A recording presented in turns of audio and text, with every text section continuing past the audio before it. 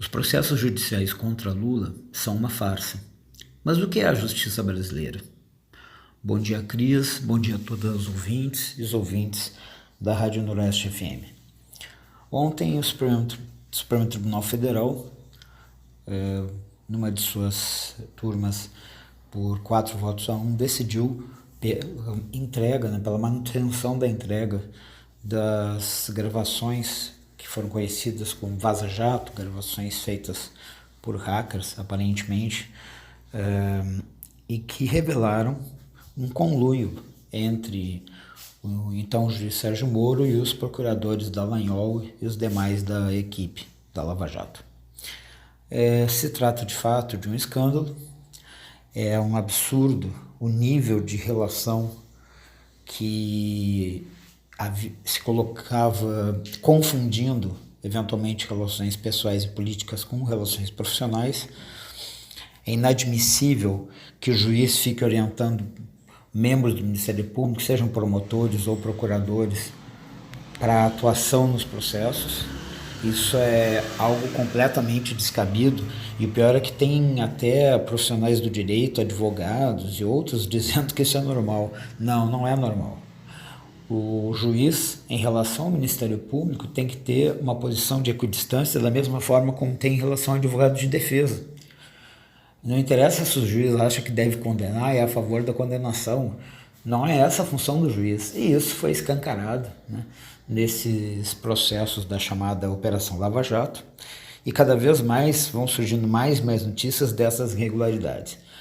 Essa é uma prática que vem sendo caracterizada como lawfare, que é, ou seja, a utilização do judiciário, do sistema de justiça para atingir opositores políticos. Não é um caso exclusivo do Brasil, vem acontecendo em outros países. No Equador recentemente aconteceu, e nós precisamos ficar alertas em relação a isso. Temos que reforçar a denúncia e exigir a anulação de todos esses processos absolutamente viciados. Isso é uma questão de democracia. Aqui não é o fato de dizer se gosta ou não gosta do Lula. Esse é um problema. As pessoas devem entender que quando se faz concessões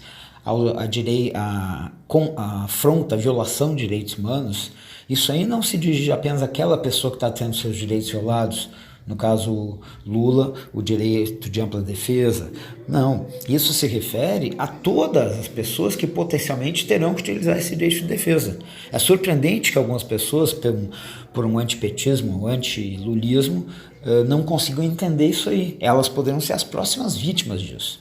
Bom, então, primeiro, entender que isso é inaceitável e tem que ser, essas decisões judiciais têm que ser anuladas, né, porque são cheias de vícios, de ilegalidades, de irregularidades. Mas nós estamos falando do Poder Judiciário. Ora, o que é o Poder Judiciário no Brasil? O Poder Judiciário brasileiro, em boa parte, ainda carrega heranças do período do Império, talvez até da colônia, mas do Império, tribunais e algumas das suas estruturas. E, lamentavelmente, as tentativas de democratização do Estado brasileiro, que obviamente são muito difíceis, a gente está vendo o que está acontecendo hoje no Brasil, mas se há um poder que ficou muito ao largo e à margem de uma discussão de democratização, foi o Judiciário. E aqui não se trata de dizer se a gente acha que juízes e juízas devem ser eleitos pelo voto. Eu confesso que tenho sérias dúvidas a esse respeito. Mas vejam a situação. A Constituição fala, né, dos 3 poderes da República, e 2 desses poderes, por pior que seja o nosso sistema político eleitoral, são submetidos à checagem do voto popular.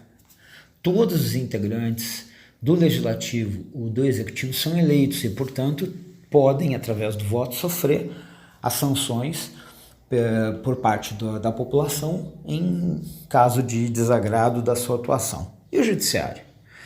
Antes, volto a dizer, não quero propor aqui um debate sobre a eleição do Judiciário, porque tenho dúvidas, mas independente disso, se nós olharmos na Constituição, o poder mais autocrático e menos aberto ao diálogo e interlocução com a sociedade civil é o Judiciário.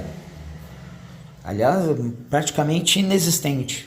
E aí nós podemos falar em sistema de justiça, porque além do judiciário propriamente dito, da magistratura, né, que praticamente desconhece mecanismos de interlocução e de participação da sociedade, o Ministério Público não vai muito diferente disso, com raras exceções e, em geral, pouco institucionalizadas. Muito por iniciativa, porque é importante dizer que nós temos no Judiciário e no Ministério Público membros dessas duas instituições que defendem a democracia. Temos a Associação dos Juízes pela Democracia no Judiciário, o Coletivo Transforma MP no Ministério Público, e as pessoas que estão nesses movimentos defendem de forma aguerrida princípios democráticos que pudessem tirar essa verdadeira muralha, essa muralha que existe em torno do sistema de justiça e dos membros do sistema de justiça em relação à população. Mas ainda é um processo extremamente difícil.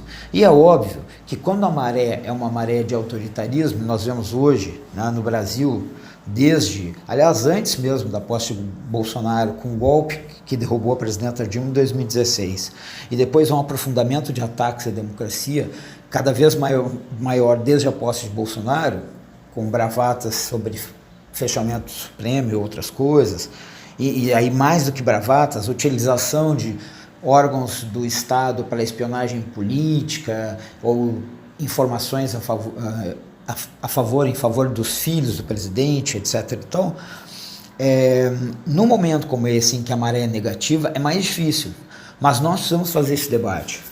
O movimento de direitos humanos, os movimentos democráticos e populares precisam, com urgência, debater que sistema de justiça nós queremos para o nosso país.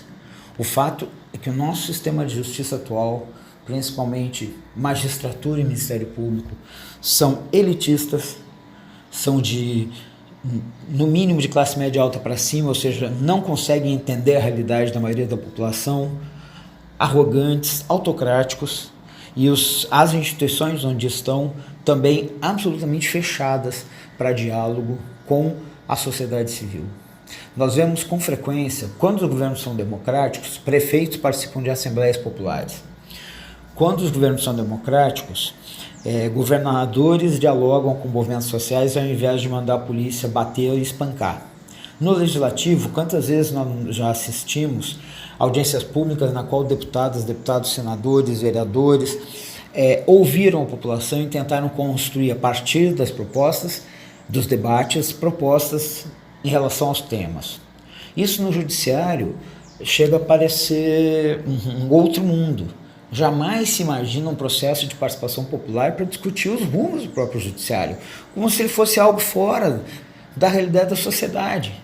Então é preciso encarar com muita firmeza e de maneira dura esse processo que nós temos de um judiciário elitizado, a serviço da classe dominante, historicamente autocrático e excludente.